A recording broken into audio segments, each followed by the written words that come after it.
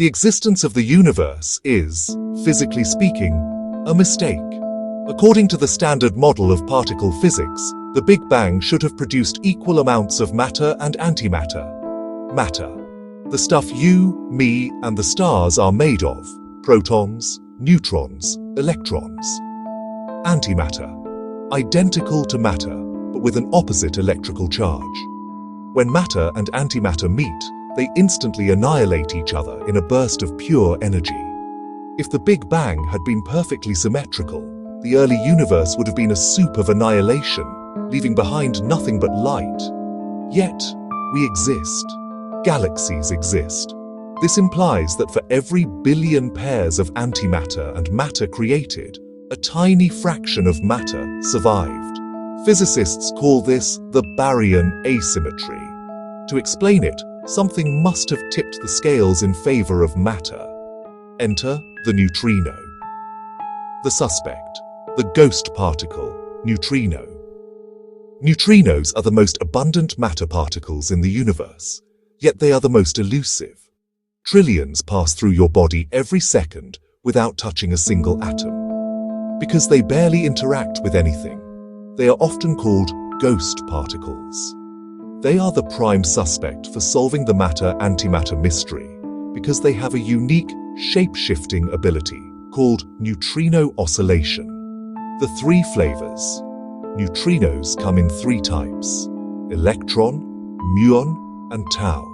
Oscillation: as they travel through space, they switch between these flavors.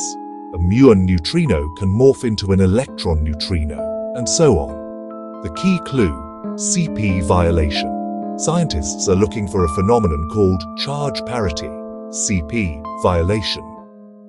In simple terms, they want to see if neutrinos and antineutrinos oscillate differently. If an antineutrino shapeshifts at a different rate than a regular neutrino, it proves that the laws of physics are not symmetrical.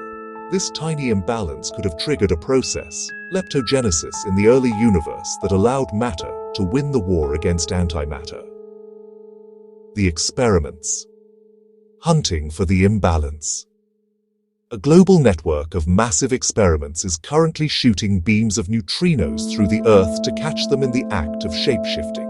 1. T2K, Tokai to Kamioka, Japan. The setup. This experiment shoots a beam of muon neutrinos from the J-Park accelerator on Japan's east coast through 295 kilometers of rock to the Super Kamiokande detector in the mountains of western Japan. The detector, Super Kamiokande, is a massive underground tank filled with 50,000 tons of ultra-pure water and lined with 11,000 golden light sensors. It detects the faint blue flash, Cherenkov light, created when a neutrino crashes into a water molecule. The findings: T2K has provided strong hints that neutrinos and antineutrinos do indeed behave differently, suggesting a high probability of CP violation. 2. Nova, NUMI off-axis appearance, USA. The setup. Fermilab in Illinois fires a beam of neutrinos 500 miles through the Earth to a detector in Ash River, Minnesota. The detector. Unlike the water tank in Japan, Nova uses a 14,000-ton detector made of plastic blocks filled with liquid scintillator. The findings. Nova measures similar oscillations but with different sensitivities.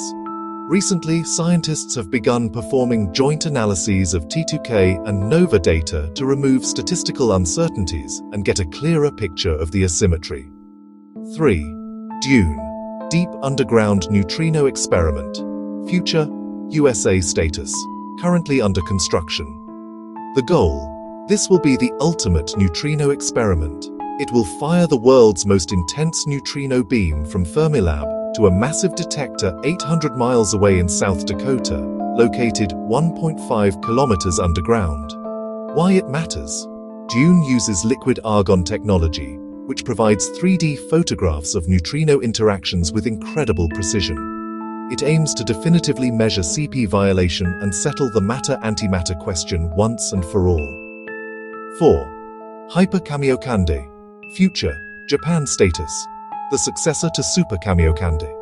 The scale. It will be roughly 8 times larger than its predecessor.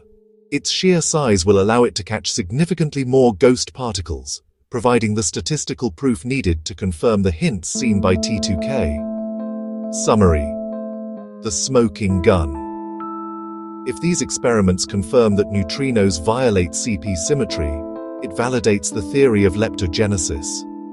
The narrative would go like this. In the intense heat of the Big Bang, heavy right-handed neutrinos decayed asymmetrically. This created a slight surplus of leptons, matter, over antileptons. Through complex processes, sphalerons, this lepton surplus was converted into a baryon surplus, protons and neutrons. The antimatter annihilated the matter, but the surplus remained, creating the stars, galaxies, and life we see today. These ghost particle experiments are effectively trying to reconstruct the first moments of creation to understand why there is something rather than nothing.